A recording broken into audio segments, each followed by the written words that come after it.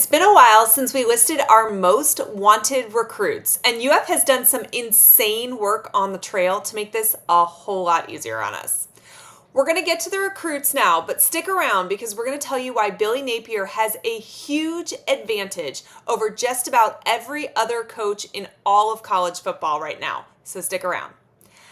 As we get into it, comment below who your most wanted recruits are in this 2024 class. Last time we went in reverse order, but I'm giving you these guys starting with my most wanted recruit. All right, y'all, the guy that I want the very most that is still left technically on the board is Jeremiah Smith. He is verbally committed to the Ohio State University. He committed on December 14th of 2022, so early in the cycle. He is a 5-star wide receiver. He's considered the 24/7 composite number 2 overall player this recruiting cycle so far, and the top wide receiver in the country. He stands at 6'3", weighs 198 pounds. He plays football at Chaminade Madonna Prep in Opelika, Florida. He caught 58 passes for 1,073 yards and 20 touchdowns in 2022. I do think that ultimately Jeremiah Smith signs with Ohio State, but I wouldn't be shocked if UF makes a really hard push for him to flip. He has created a really strong bond with DJ Lagway, who we expect to continue to push him all the way up until signing day. And I really think that Smith needs to see some growth this upcoming season, and maybe some of our younger wide receivers put up some numbers to sway him away from Ohio State. He has talked at length about being coached and developed by Brian Hartline. He wants to be a first-round draft pick. So Billy Gonzalez is going to have to continue to highlight and sell himself as a good alternative to Hartline. Smith wants to be a first-round pick, like I said, so UF is going to have their work cut out for them to convince him that they have what it takes to get him there. If they can do that, I do think that there is the outside possibility that they could flip him. My number 2 most wanted player is Jamari Howard, 6'2", 175-pound cornerback. He is the number 50th player overall on On3. Could he rise to the top 32? I mean, I think it's a possibility. He's from West Hialeah, Florida, and he was committed to Michigan State. He has taken several visits this summer to both Florida State and Florida, also took several trips in the spring. This is a real specimen here, guys. Recruiting experts love his wingspan. It is 80 inches. That's nuts. He has really long strides. He is another one of those multi-sport athletes like we talk about Billy Napier loving. Most of the 2024 class is going to be guys that are multi-sport athletes. We've talked at length about why Napier loves those type of guys. We won't get into it, but Howard is a part of the 4x400 squad that won Florida Relays as a 10th grader. He is lightning fast. He's a great return man on special teams for his high school. I definitely think that's an area where Florida could use him almost immediately. He recorded 44 tackles, 2 interceptions, and forced a fumble last season.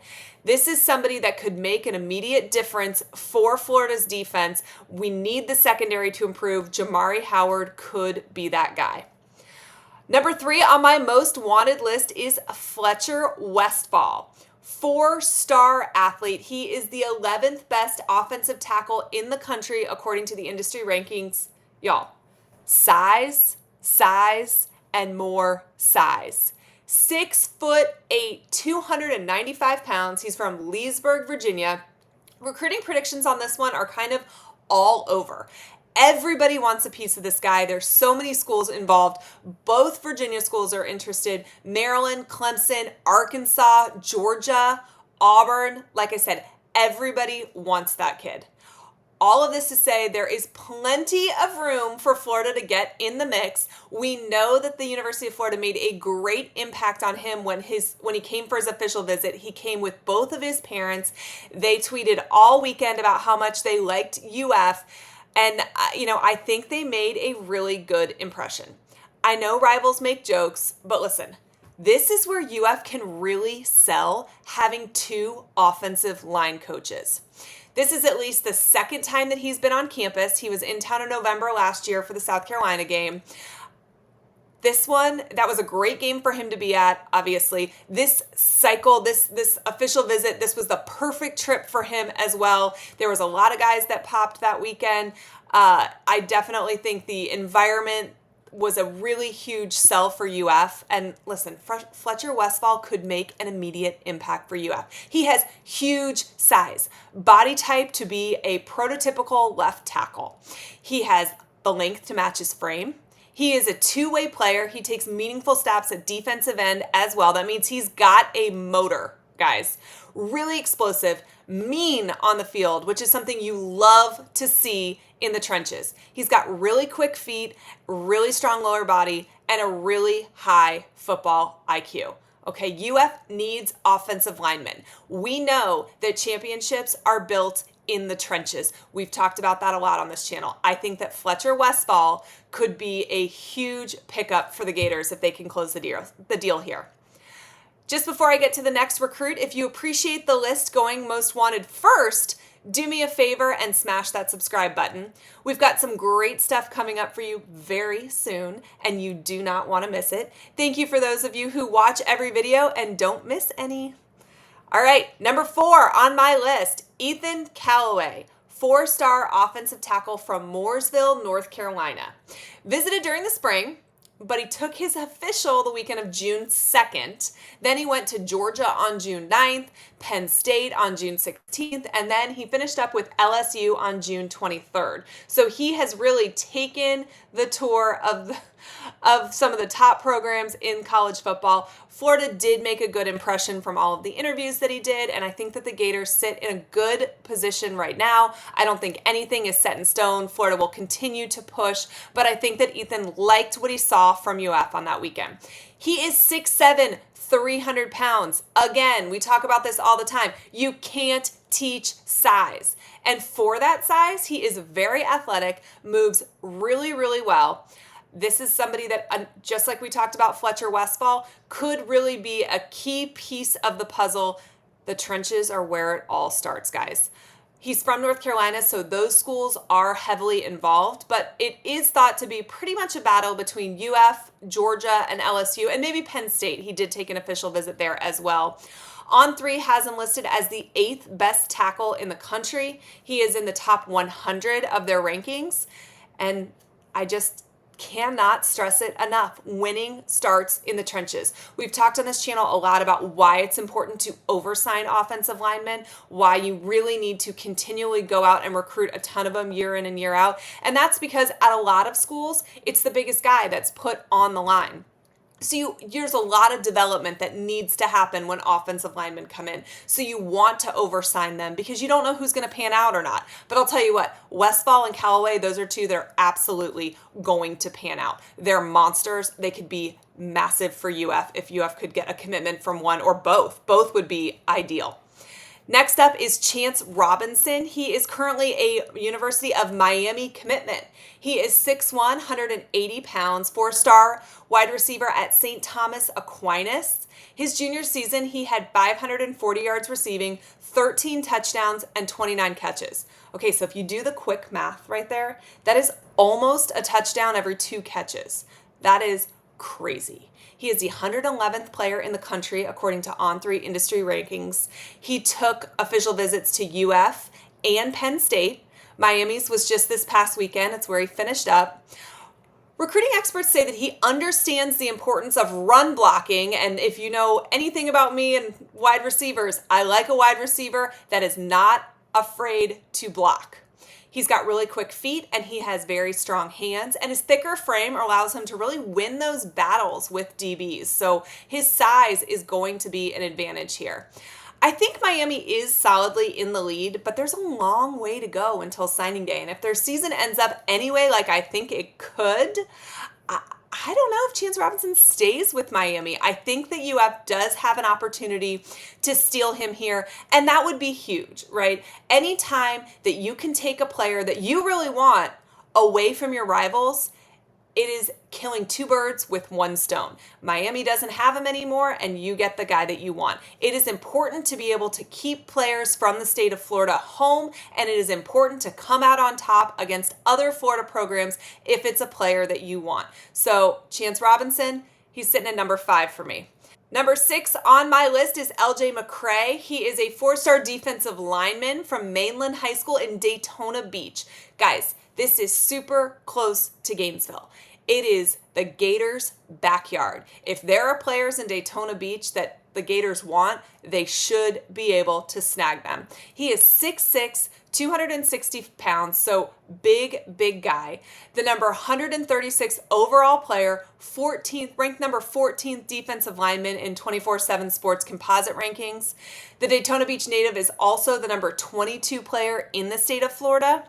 He is ranked as the 87th overall prospect in the class of 2024, according to 247sports.com. Georgia, Miami, Penn State, Auburn, a whole list of schools all want him. He's scheduled to visit Florida State on October 7th for an official visit when the Noles play Virginia Tech, and then he will visit Miami next week and Auburn and Georgia after that. Like I said, home turf battle that UF needs to win. He's a versatile player. He also played H-back and tight end for his high school team. This upcoming season, we're told he's going to focus on edge. And recruiting experts love him. They say he's big, fast, he can easily break into the backfield. He's got a 79-inch wingspan. We talked about wingspan earlier in this video. 79 inches is long. It's massive. He is explosive and he can overwhelm blockers with his size, and he has really fast get-off speed. He is another one of those multi-sport athletes that we know Billy Napier loves. He plays basketball for Mainland and is really dominant on the court. They have a very good basketball team that made a really deep run last year, so he is incredibly athletic. Another little tidbit about him that I find interesting is that his dad has been a coach at Bethune-Cookman for the last decade. This is interesting to me because coaches' kids tend to have a really high football IQ. That is something that you love to see in defensive linemen. So it makes him even more intriguing to me. Number 7 on my list is Zay Mincy. He is 6'3", 180-pound safety. You heard that right. 6'3", 180-pound safety. He also plays at Mainland High School, so his teammate was one spot above him. He is a 4-star athlete. On3 has him listed as the 8th best safety in the country. 24/7 has him listed as the 4th best. He is the 64th best player in the country, according to On3. He'd have to get up into the top 32 to be a 5-star, but honestly, that's not an insane leap, so we'll see. I mean, if he commits to Georgia, it's going to happen the next day.